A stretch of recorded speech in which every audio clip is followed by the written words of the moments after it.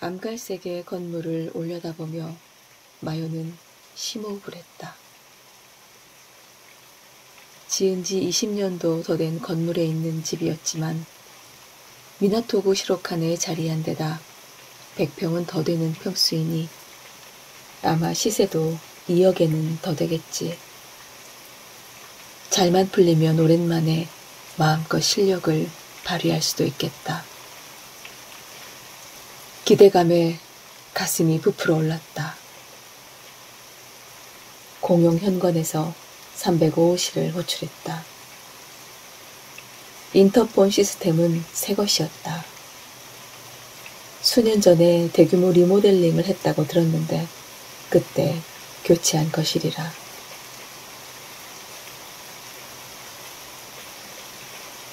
네. 여성의 목소리가 들렸다. 마요가 이름을 대자 옆에 문이 열렸다. 엘리베이터를 타고 3층에 내려 복도를 지나 305호실 앞에 멈췄다. 명패는 걸려있지 않았다. 초인종을 누른 뒤 다시 한번 심호흡을 했다. 문이 열리고 중간 기장의 머리카락에 마른 체격의 여성이 얼굴을 비췄다. 화장이 짙은 건 사람과 만나기 때문일까? 특히 눈썹과 눈화장에 힘을 준 것 같았다. 들어오세요. 실례하겠습니다. 마요는 목례한 뒤 실내로 들어와 명함을 내밀었다. 분코건축사무소 리폼부서 가미오라고 합니다. 연락 주셔서 감사합니다. 여성은 명함을 보고 싱긋 웃었다. 가미오 마요씨, 젊은 분이시네요. 건축사라고 해서 나이 지긋한 남성분이 오실 줄 알았는데요. 아, 죄송합니다. 싫다는 소리가 아니라 여성분이라 잘 됐다고 생각했어요. 죄송한데 제가 명함이 없어서요. 괜찮습니다. 성함은 들었습니다. 우에마스 씨 되시죠? 네, 우에마스 가즈미예요. 잘 부탁해요. 저야말로 잘 부탁드리겠습니다. 들어오세요. 아무것도 없는 집이긴 하지만. 실례하겠습니다. 마요는 구두를 벗고 가져온 슬리퍼로 갈아 신고 안으로 들어갔다.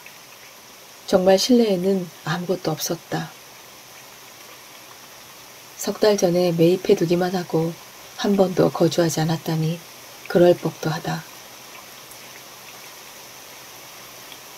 마요는 실내를 한 바퀴 돌아봤다. 사전에 조사해 놓은 평면과 같았다. 2LDK였는데 거실과 주방 크기만 해도 다다미 20장은 더 될 정도로 널찍했다. 우에마스 가즈미는 이 집을 1LDK로 만들어 달라고 했다. 리폼보다 리노베이션이라는 표현이 적절하리라. 혼자 사는데 방 2개는 필요 없죠. 그러신가요? 우에마스 가즈미는 마흔쯤으로 보였다. 화장기 없는 맨얼굴로도 미인으로 인정할 만한 외모니 앞으로 연애 상대가 나타날 가능성도 없지는 않을 것이다. 하지만 설령 그렇다 해도 결혼할 생각은 없고 독신으로 살 모양이다. 정말 이만한 주택을 구입할 수 있는 경제력이 있다면 결혼할 필요성을 느끼지 못한다 해도 이상할 건 없다. 마요는 우에마스 가즈미가 바라는 집의 이미지를 파악하기 위해 질문을 던졌다. 일상생활에서 중요하게 생각하는 것은 무엇인가? 생활 주기는 어떤가? 손님이 많이 오는 편인가? 동물을 키우는가 등등. 하지만 그녀는 대부분의 질문에 앞으로 생각해 보겠다고 대답했다. 아직 생각을 안 해봤고 정해진 것도 없어요. 새로운 집을 보고 정하려고요. 그럼 현재 사시는 모습을 볼 수 있을까요? 우에마스 고객님의 라이프 스타일을 조금이라도 파악할 수 있을 것 같아서요. 우에마스 가즈미는 내키지 않는 표정으로 고개를 갸웃했다. 지금은 에비스에 있는 원룸에서 지냈는데 리노베이션이 끝날 때까지 임시로 거주하는 거라 별 도움은 안 될 거예요. 그럼 그전에는 어디 계셨죠? 그전에는 요코하마인데요. 어찌 된 영문인지 목소리가 갑자기 어두워졌다. 맨션이었나요? 아니요, 연식이 있는 단독주택이에요. 그러셨군요. 괜찮으시다면 그 집을 한번 보여주실 수 있을까요? 예전의 라이프 스타일을 알면 작업하는 데 도움이 될 것 같아서요. 마요의 말에 우에마스 가지미는 고개를 저었다. 그 집은 팔려고 내놓았고 짐도 모두 처분해서 본들 아무 도움도 안 될 거예요. 그런 절차가 꼭 필요하고 그러지 않으면 견적을 낼 수 없는 거라면 유감스럽지만 그쪽 사무실과는 인연이 없다 생각하고 단념하겠습니다. 다른 곳을 찾아보죠. 그때까지와는 180도 달라진 냉담한 말투에 마요는 당황했다. 절대 그런 건 아닙니다. 황급히 말을 이었다. 혹시나 해서 여쭤본 거고요. 그럼 제가 몇 가지 컨셉을 준비할 테니 그걸 토대로 상의하는 건 어떠실까요? 우에마스 가지미는 생긋 웃었다. 좋아요. 그렇게 하죠. 일주일쯤 시간을 주실 수 있을까요? 일주일... 알았어요. 기대할게요. 기분이 나아진 모양이다. 기대에 부응할 수 있도록 노력하겠다고 말하며 마요는 가슴을 쓸어내렸다. 일주일 뒤 우에마스 가지미에게 연락을 넣었다. 어떤 구조로 할지 대략적인 아이디어가 떠올랐기에 확인을 받기 위해서였다. 전에 말씀하신 에비스 자택으로 찾아뵈면 될까요? 마요의 물음에 우에마스 가즈미는 하고 잠시 뜸을 들이다 말을 이었다. 여기는 좀 전에 말씀드렸다시피 원룸이에요. 게다가 요코하마 집에서 가져온 짐이 쌓여 있어서 도면을 펼쳐놓을 공간도 없어요. 그렇다고 카페 같은 데서 만나면 남들이 제 이야기를 들을까봐 싫고요. 혹시 둘이서 조용히 얘기할 만한데 없을까요? 그러시다면 알맞은 곳이 있습니다.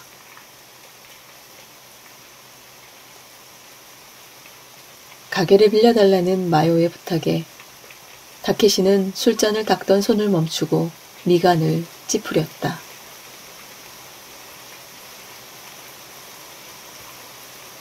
이런 시간에 무슨 일로 왔나 했더니 나한테 허락도 없이 그런 걸 멋대로 정하면 어쩌라는 거냐. 지금 부탁하잖아요. 영업시간 전인데 그 정도는 괜찮잖아요. 영업 준비 중이라는 팻말 못 봤어? 영업 전에 이것저것 준비할 게 많다고. 준비하면 되죠. 우리는 탁자하고 의자만 있으면 된다고요. 그리고 대체 뭘 준비하는데요? 술잔 닦는 것 정도잖아요. 무슨 할 일이 얼마나 많은지 알아? 예를 들면 손님이 칵테일을 추천해달라고 했을 때 대비해 재료 재고도 살펴봐야 하고 재고 남은 걸 소진해야 하니까. 그게 뭐야, 째째해. 그 손님이 몇 시에 오는데? 5시에 보자고 했어요. 마요는 옆에 놓아둔 스마트폰을 보았다. 4시 반이 조금 지난 시각이었다. 오늘만이다. 타케시는 다시 술잔을 닦기 시작했다. 그러지 말고 앞으로도 좀 도와줘요. 오랜만에 들어온 큰 건이라고요. 그리고 의뢰인이 미인이에요. 화장은 진한 편이지만 삼촌도 보면 마음에 들걸? 게다가 부자고. 타케시는 닦아놓은 술잔을 찬장에 두고 돌아봤다. 진짜냐? 뭐가 진짜냐는 거예요? 미인? 아니면 부자? 물론 후자. 부자야? 아마도요. 시로카네에 방 2개짜리 맨션을 사서 리노베이션을 맡기잖아요. 예산은 3천만 엔 이내라고 했지만 컨셉이 마음에 들면 분명 더 낼 것 같아요. 3천만이라. 다케시는 그렇게 중얼거리더니 뭔가 꿍꿍이가 있는 표정으로 말했다. 확실히 VIP군. 무슨 일을 하는데? 투자 관련 일을 한다고 들었는데 자세한 건 모르겠어요. 돈이 열리는 나무라도 갖고 있는 건가? 그럴지도 모르죠. 관심이 좀 생겼어요? 부자하고 친해둬서 나쁠 건 없으니까. 제법 좋은 고객을 잡았네. 아직 잡은 건 아니고요. 내 제안을 마음에 들어 할지가 관건이죠. 분명 다른 사무실에도 문의했을 테니까. 뭐야, 자신이 없어? 우에마스 씨가 비밀이 많은 사람 같아서. 마요는 지난번에 우에마스 가즈미와 만났을 때 나눴던 이야기를 했다. 다케시는 팔짱을 끼더니 침음을 흘렸다. 말 맞다나 좀 수상한 사람이네.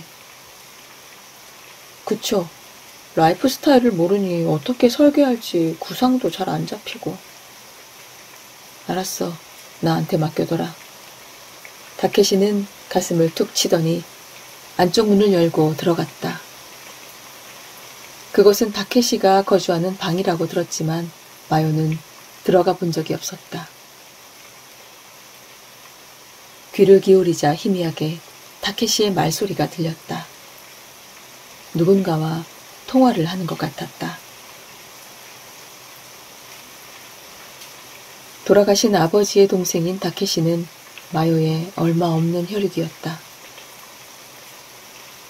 이곳은 타케시가 운영하는 트레밴드라는 이름의 바다. 카운터석과 안쪽에 탁자가 하나 있는 작은 가게였다. 잠시 후 출입문에서 소리가 나더니 문이 열렸다. 조심스레 문 사이로 들여다보는 사람은 우에마스 가즈미였다. 아, 우에마스 고객님. 마요는 의자에서 일어났다.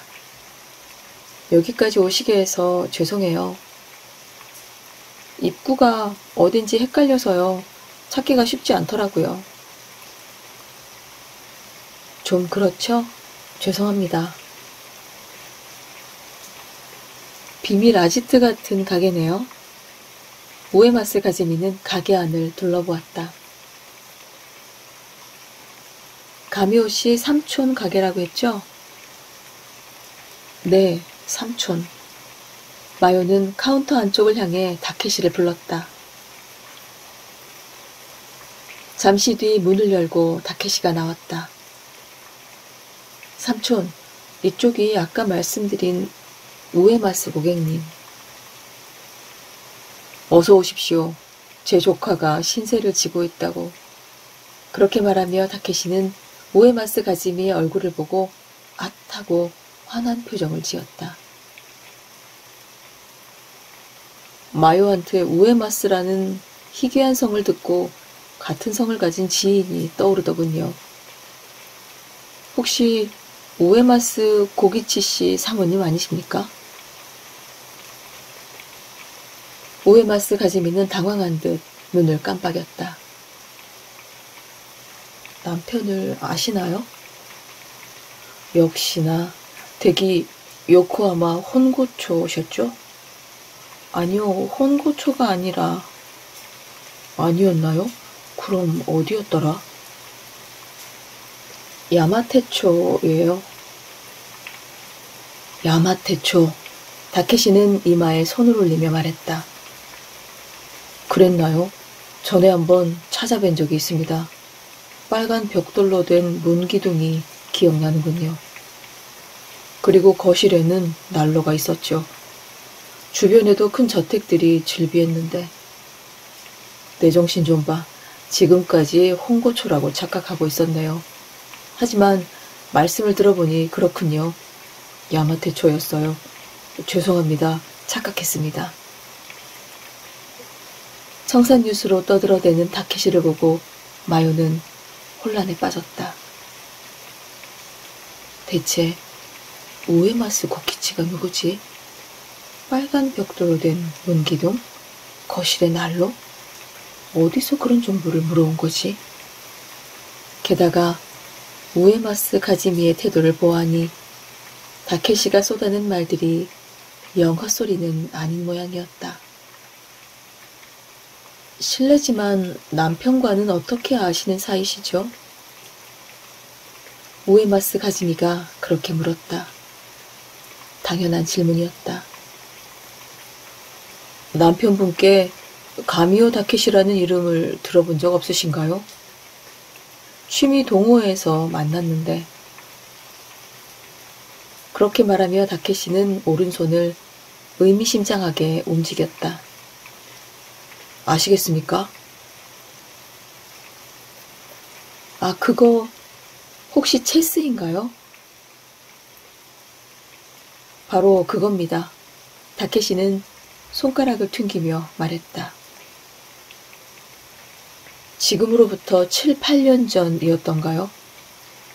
인터넷 체스 사이트에서 만났습니다. 몇 번 대전하는 동안 의기투합해서 개인적으로 연락을 주고받게 됐죠. 그러다 직접 만나자는 이야기가 나왔고 제가 댁으로 찾아뵀죠. 그때 사모님과도 인사를 나눴는데 저하고도요? 기억 안 나십니까? 하기야 오래 이야기를 나누진 않았습니다. 마침 외출하시던 참이었거든요. 그랬나요? 그러고 보니 그런 일이 있었던 것 같기도 하네요. 죄송합니다. 남편 손님이 워낙 많았거든요.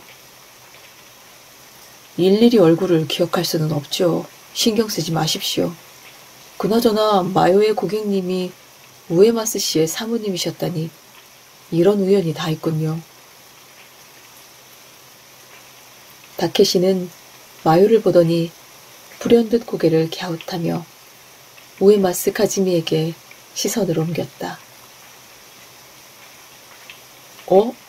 마요에게 듣기로는 혼자 사신다던데 부군께서는?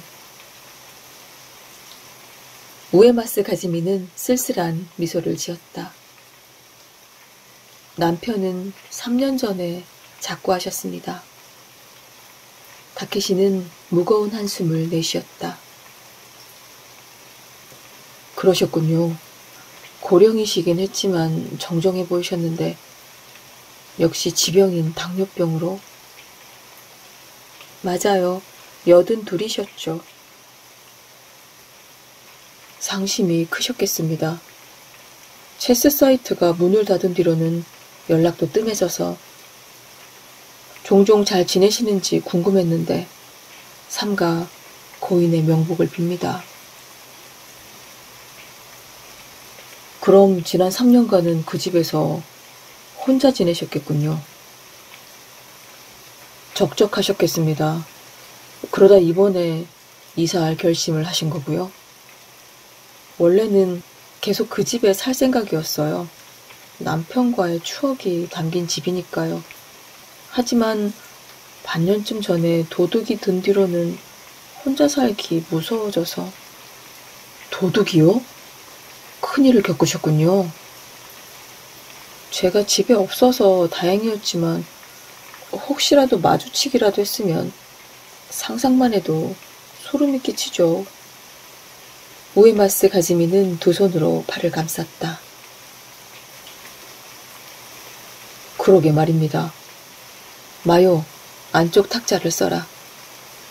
네 아이디어를 우에마스 씨에게 잘 설명드려. 나한테도 중요한 분이니 신뢰되지 않게 잘 모셔야 한다. 우에마스 씨, 조카는 아직 애송이지만 건축사로서는 제법 실력이 괜찮습니다. 마음에 안 드시는 부분이 있으면 부담 없이 말씀하시고 원하시는 대로 만들어 달라고 하십시오. 우에마스 가지미는 네 하고 미소 지었다. 그럼 우에마스 고객님 안쪽으로 가시죠. 뭐가 뭔지 영문으로 알 수 없었지만 마요는 우에마스 가지미를 탁자로 안내했다. 진짜 그러지 좀 마요. 얼마나 조마조마했는데. 우에마스 가지미를 배웅한 뒤 마요는 카운터 안쪽의 다케시에게 투덜거렸다. 무슨 소리야? 무슨 소리긴. 갑자기 우에마스 씨 부군이 어쩌고 그랬잖아요. 그건 어떻게 알아냈어요? 그 정도는 식은 죽 먹기지. 아는 부동산에 연락해서 요코하마에 매물로 나온 단독주택을 알아봐 달라고 했더니 우에마스 성을 가진 사람이 내놓은 물건이 한 채 있더란 말이지. 이 집이다. 다케시는 태블릿을 조작하더니 화면을 돌려 마요에게 보여줬다. 화면 속 화양 절충식 저택의 문기둥은 빨간 벽돌이었다. 그 옆에 평면도를 통해 거실에 난로가 있는 것도 확인할 수 있었다. 매매인의 이름은 우에마스 고키치였다. 부동산 업자가 개인정보를 이렇게 유출해도 되는 건가? 다케시의 지인이라더니 도덕관념에 상당히 문제가 있는 인물 같았다. 우에마스 씨는 8년 전에 이 집을 1억 6천만 엔에 매수한 모양이야. 대출을 끼지 않고 전액 지불했다더군. 평범한 사람은 아니지. 소유자의 전체 이름을 인터넷에 검색해봤더니 해당하는 인물의 정보가 나오더군. 다케시는 태블릿을 조작했다. 우에마스 고키치. 아는 사람은 아는 사업가로 젊었을 적에는 무역회사에서 근무하며 전 세계를 누볐다고 해. 유명 기업의 대표이사를 역임하면서 본인도 다수의 기업을 경영했다고 하니 상당한 수완가였던 모양이야. 하지만 70살의 부인이 세상을 떠나자 일선에서 물러났지.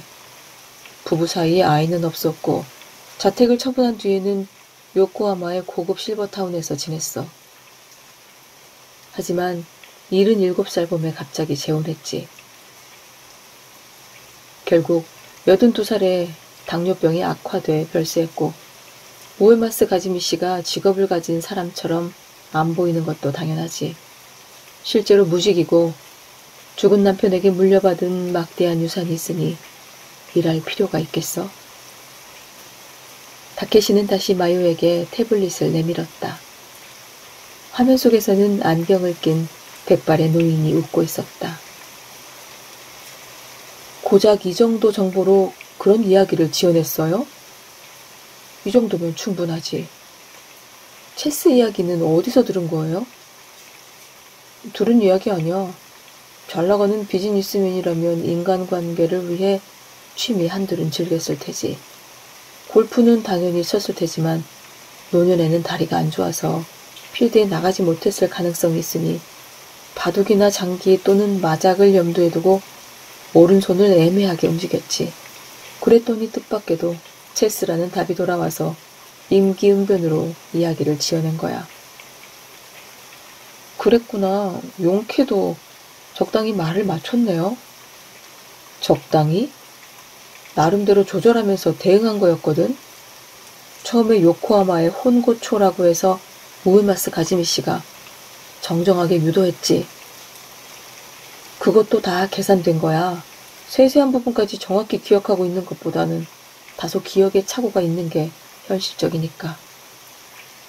못 살아. 뭐 때문에 그렇게까지 하는 건데? 뭐 때문에? 네 일이 잘 풀리게 하려고 이러는 거 아니야. 주택 리노베이션이라는 큰일을 맡기는데 생면부지의 상대보다는 조금이라도 연이 있는 사람이 마음 놓이지 않겠어?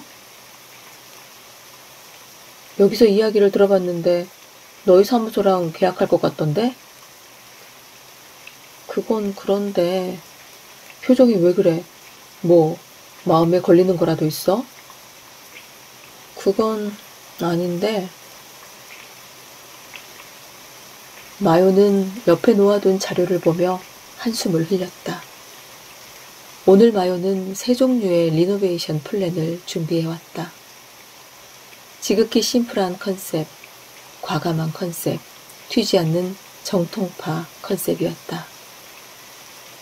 내심 자신있게 디자인한 건 과감한 컨셉이었다. 1인 가구의 생활을 만끽할 수 있도록 넓은 거실을 휴식 공간과 업무 공간으로 나누고 각각 다른 느낌으로 디자인하고 다른 소재를 썼다.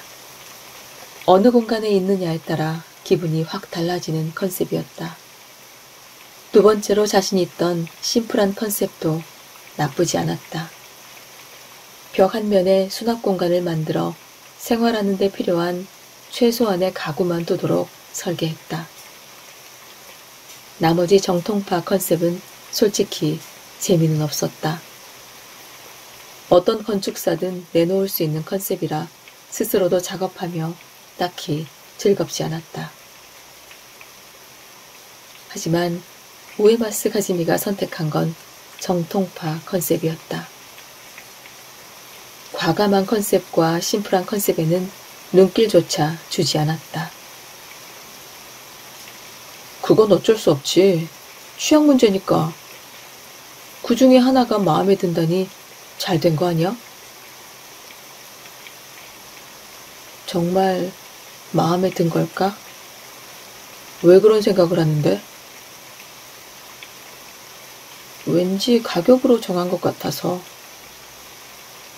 제일 저렴한 견적을 고른 거야? 아니, 견적은 제일 비싸요. 평범하고 지루한 디자인이라 재료를 고급으로 했어. 그런 가치관인 거 아닐까? 물건의 좋고 나쁨을 가격으로 판단하는 사람도 있어. 그럴 수도 있는데 그게 다가 아니에요. 뭔데? 우에마스 씨 아무래도 다른 사무소엔 의뢰 안 했나 봐. 보통 이런 일은 잘 없거든요. 대부분의 고객들은 여러 사무소에 의뢰해서 컨셉이랑 견적을 낸 다음에 그 중에서 본인 취향에 맞고 저렴한 컨셉으로 정하려고 하는데 남편한테 막대한 유산을 상속받았으니 돈이 넘쳐나잖아. 그렇게 부잔데 인색하게 굴겠어? 보통 내기가 아니야. 보통 내기가 아니라니? 아마 젊었을 적부터 좋다고 쫓아다니는 남자가 한둘이 아니었겠지. 그런 남자들은 거들떠도 안 보고 자기보다 갑절은 나이 먹은, 게다가 지병이 있는 영감을 잘 구슬러 결혼했잖아. 자식이 없으니 남편이 죽으면 전 재산은 자기 거니까. 그리고 계획대로 됐지. 처음부터 유산을 노리고 결혼했단 소리예요? 그게 아니면 뭔데? 어쩌면 결혼 후에 의도적으로 당뇨병이 악화되는 식단을 짰을 수도 있지. 그만해요.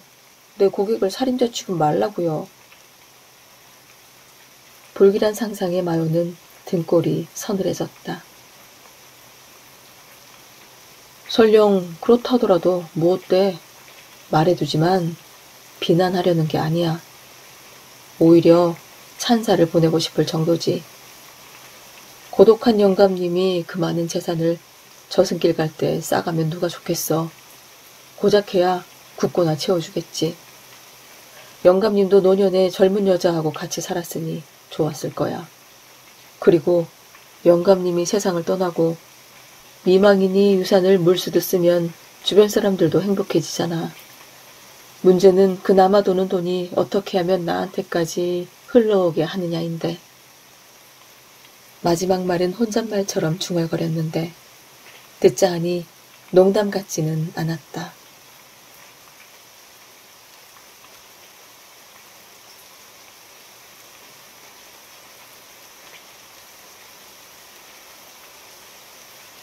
안녕하세요. 아이즈입니다. 오늘은 일본의 추리소설계를 대표하는 최고의 베스트셀러 작가 히가시노 게이고의 블랙 쇼맨과 환상의 여자 일부분을 전해드렸습니다. 히가시노 게이고는 누구도 상상하지 못한 소재를 자유자재로 변주하는 능력을 가진 탁월한 이야기꾼입니다. 블랙 쇼맨과 환상의 여자는 RHK 출판사에서 펴냈고요. 3편의 단편으로 이루어졌습니다. 오늘 도서는 RHK에서 무상으로 제공해 주셨습니다. 고맙습니다. 오늘 전해드린 얘기의 뒷부분은 꼭 각자 읽어보시기를 추천드리겠습니다. 오늘도 끝까지 잘 들어주셔서 감사합니다. 여러분의 구독과 좋아요로 저를 응원해 주세요.